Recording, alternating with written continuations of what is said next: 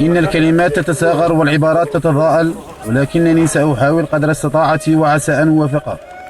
فقد قال تعالى: وقل اعملوا فسيرى الله عملكم ورسوله والمؤمنون وستردون إلى عالم الغيب والشهادة فينبئكم بما كنتم تعملون.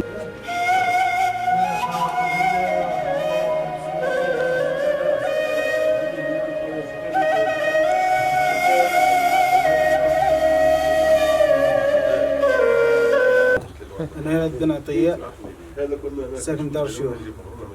أنا عندي حالة خاصة، أنا نعاني شوية من آلام في الرأس، طورت لي حتى العينية، ما نشوف منهم. رحت عقبت على الطبون، بعد عقبت آخر طبيب عقبت عده هو طبيب الأعصاب. يا أخي وجهني حتى طبيب وجهني قال لي لازم ندير عملية في البليدة، وعقبت في البليدة وقالوا لنا نلقاونا ومحتاجين الناس تخير يعاونونا، والحمد لله راه كاين رجع.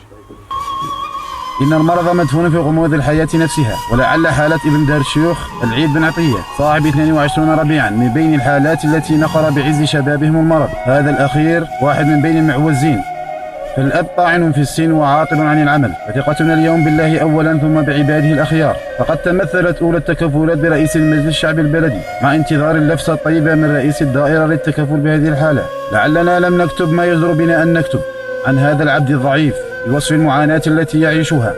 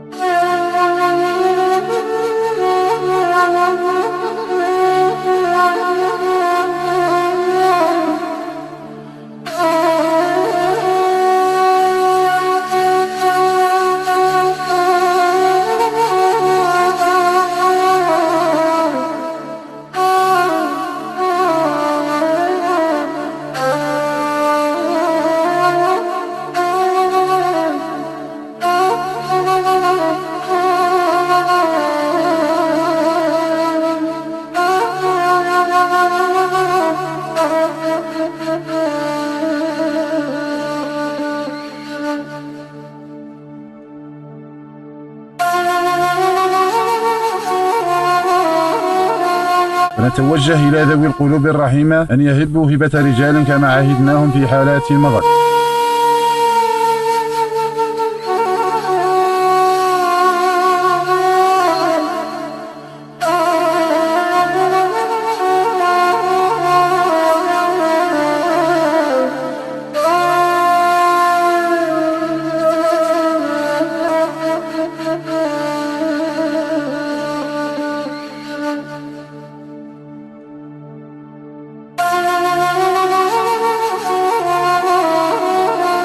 ونتوجه إلى ذوي القلوب الرحيمة أن يهبوا هبة رجال كما عهدناهم في حالات مضت.